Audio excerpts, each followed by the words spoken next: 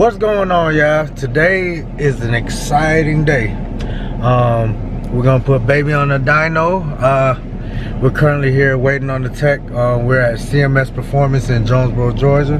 So y'all make sure y'all check them out on Instagram as well. I'm hoping to be over 400 across the board, and that's with horsepower into it. So we will see.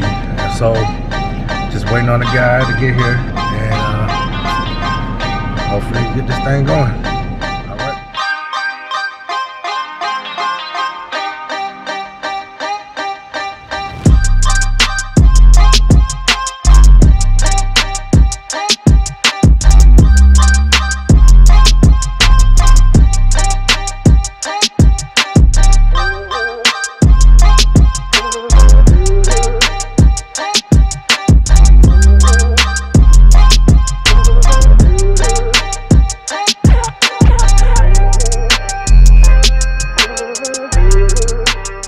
So I don't know where we stand on stock. I don't know the numbers, the specific numbers. All I know is off a chart somebody else posted that they're, I think it was 386 they're running on horsepower, and I forgot what the torque was, but I gotta look for the chart. And I think they were running on mud tires or bigger tires than stock, so that kind of affected it.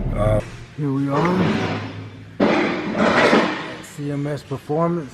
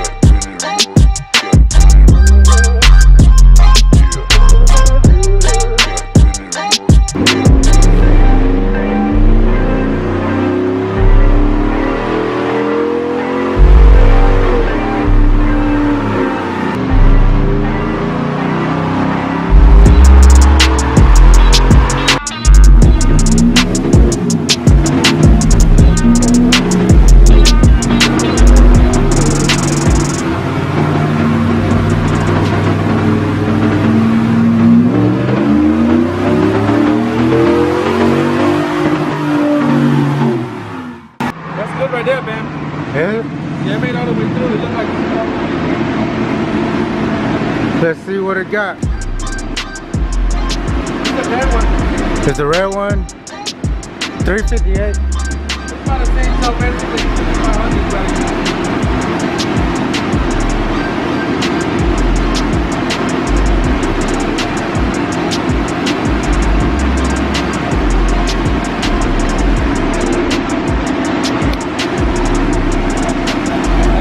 quite a good on this one.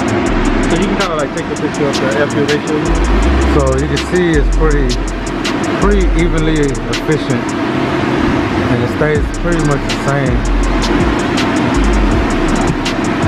Right below the 13 mark, which is that red line. Here, So the higher is bad or the lower?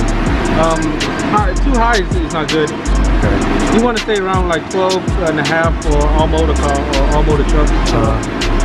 Right here you can see it's about 12.4 here. So it's actually perfect. Like the car is perfect for my back. Oh, okay. Alright, so we did the dyno. I'm extremely happy with the results. You know, going into it, I really didn't have much information, didn't know what to expect, or didn't even know what to be happy about. Tao, the dyno technician, you know, he gave me a lot of information. He taught me a lot.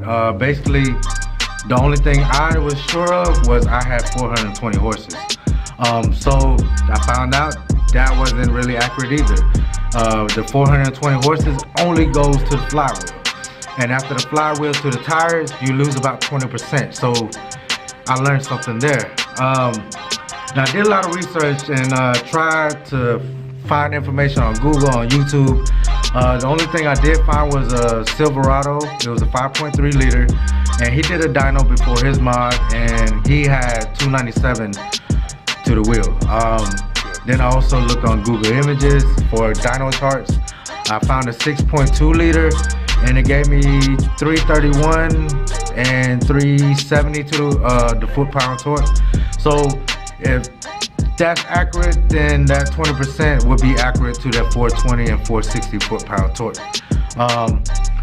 So that's what I wanted to know. I mean, that's why I did the dyno, and I wanted to see if there were gains. And if those numbers are accurate, then I did gain. We dynoed at 359 and 385. You know, that would mean I gained 25 horsepower and I gained 15 foot-pound torque. So I'm extremely happy just to even hope that, or not just hope it, but I'm extremely happy to, I think that's accurate. And I hope it's informative to others. I've seen in forums, people had the same questions, but you know, you got some people saying this, some people saying that, some people saying, oh, the trucks are built efficiently now, so you know, adding a catback wouldn't have any gains. So I want to prove that wrong, or just prove if it was right. So if you found this video and you liked it, go ahead and hit the like button. If you have any questions or comments, go ahead and please write them below. And if you're trying to get in touch with Tao or CMS Performance in Jonesboro, Georgia, let me know. And do me one last favor and hit that subscribe button.